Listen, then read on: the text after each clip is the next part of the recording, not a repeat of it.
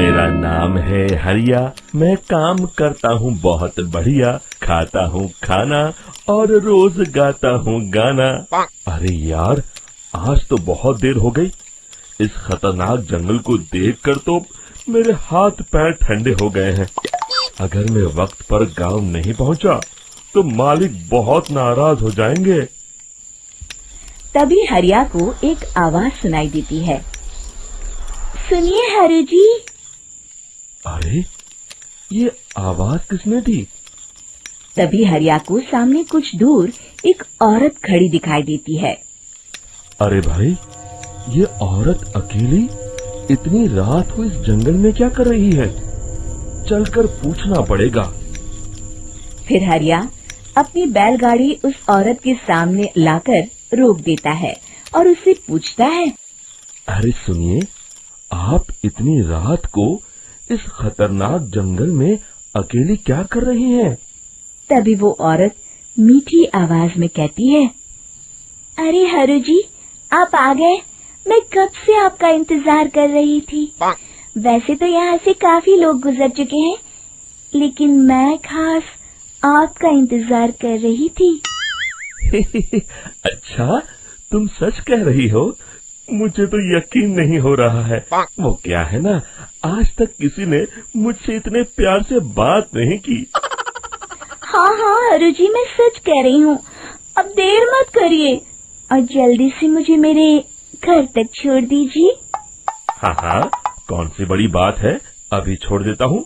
आप मेरे पीछे बैलगाड़ी में बैठ जाइए और मुझे रास्ता बताते चलिए। फिर वो औरत हरिया की बैलगाड़ी में बैठ जाती है और हरिया बैलगाड़ी हाँकता हुआ आगे चल पड़ता है। फिर उस औरत के बताए हुए रास्ते पर चलते चलते हरिया बैलगाड़ी लेकर एक काली गुफा के आगे आकर रुक जाता है। हरिया उस औरत से पूछता है, हाँ देवी जी, आपका घर कहाँ है? यहाँ तो एक गुफा के अलावा और कुछ नहीं है। तभी अचानक वो औरत हवा में उड़ने लगती है। देखते ही देखते उसका सुंदर रूप एक डरावनी चुड़ैल में बदल जाता है और वो जोर जोर से हंसती है। अरे तू तो एक नंबर का बेवकूफ निकला। तू तो बड़ी आसानी से मेरी बातों में आ गया। अरे मर गया रे, ये तो एक चुड़ैल है। हे भगवान बचा ले, ये तो बड़ी डरावनी दिखाई दे रही है। और फिर अगले ही पल हरिया की बैलगाड़ी में रखा सारा सामान हवा में उड़ता हुआ उस काली गुफा के अंदर चला जाता है और वो चुड़ैल भी उस गुफा के अंदर जाकर कहीं गायब हो जाती है। हरिया ये नजारा देख बुरी तरह घबरा और परेशान हो जाता है। अरे, ये चुड़ैल तो मेरा सारा सामान लेकर गुफा में गायब हो गई। अब क्या होगा? अगर मैं गांव खाली हाथ गया तो मालिक मेरी अच्छी खबर लेंगे। मेरी इस बात का कोई यकीन भी नहीं करेगा। फिर आखिर वही हुआ। हरिया के मालिक चंपक सेठ को हरिया की किसी भी बात पर रत्ती भर भी यकीन नहीं हुआ। चंपक सेठ को लगा हरिया झूठ बोल रहा है और उसने ही लालच में आकर सारा सामान हड़प कर लिया है। फिर हरिया को बेईमान समझकर चंपक सेठ उसे काम से निकाल देता है। अगले दिन अपनी दुकान में परेशान बैठा चंपक सेठ गुस्से में बड़बड़ाता है। अरे, दुकान में तो सामान बिल्कुल भी नहीं है। अब मुझे ही शहर जाकर सामान लाना होगा। फिर वो अपनी बैलगाड़ी लेकर शहर चला जाता है। शहर से सामान लेकर जब चंपक सेठ वापस गांव लौट रहा होता है, तभी उसे एक आवाज सुनाई देती है। चंपक जी, ओ चंपक जी। अरे, ये तो कोई मेरा नाम लेकर मुझे पुकार रहा है। फिर उस रास्ते में वही औरत खड़ी दिखाई देती है। फिर क्या था, हरिया की तरह चंपक सेठ भी उस औरत के पास अपनी बैलगाड़ी लेकर जाता है और वो भी उसकी चिकनी चुपड़ी बातों के मुंह जाल में फंस जाता है। फिर चुड़ैल उसे भी अपनी गुफा तक ले जाती है और उसका सारा सामान लेकर गुफा में गायब हो जाती है।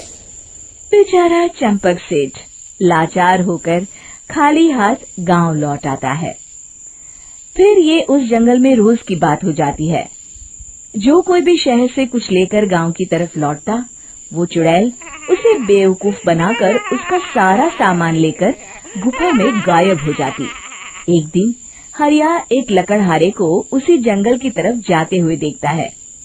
फिर हरिया उसे रोकते हुए कहता है, अरे भाई, क्यों अपनी मौत को दावत दे रहे हो? मेरी बात मानो, आगे जंगल में मत जाओ, वहाँ एक बड़ी भयानक चुड़ैल रहती है। लकड़हारा हरिया की बातों को नजरअंदाज करते हुए कहता है, अरे भाई, मुझे पहले ही बहुत देर हो चुकी है, मुझे जाने दो भाई।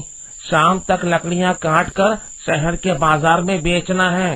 तुम अपनी ये कहानी किसी फुर्सत में बैठे इंसान को सुनाओ, मैं तो चला। इतना कहकर लकड़हारा वहाँ से आगे जंगल की तरफ चला जाता है। फिर अगले दिन गांव के मुखिया के घर के बाहर बहुत सारे लोग जमा हो जाते हैं। तभी हाथ में कुल्हाड़ी लिए खड़ा लकड़हारा कहता है, अरे मुखिया जी, अब आप ही हमें बचाइए उस जंगल वाली चुड़ैल से। हमारा सारा काम तो शहर से ही होता है। अरे मुखिया जी, उस चुड़ैल की वजह से तो मैं पूरी तरह बर्बाद हो गया हूँ। हम सबको मिलकर उस चुड़ैल का कोई इलाज करना पड़ेगा। तभी भीड़ में खड़ा वीरा कहता है, आप लोग चिंता मत करिए, कल से वो चुड़ैल किसी को नहीं लूट पाएगी। मेरे पास एक बहुत अच्छी तरकीब है। तभी चंपक सेठ उसका मजाक उड़ाते हुए कहता है, अरे तेरा नाम वीरा है तो क्या हुआ? तूने अभी उस चुड़ैल को देखा नहीं है? जाकर अपना काम कर, बड़ा आया। तब मुखिया जी कहते हैं, नहीं चंपक सेठ, मुझे लगता है हमें इस लड़के को एक मौका देना चाहिए। फिर सभी गांव वाले मुखिया जी की बातों से सहमत हो जाते हैं और वीरा शाम को एक बैलगाड़ी में कुछ सामान लादकर उस जंगल की ओर चल देता है।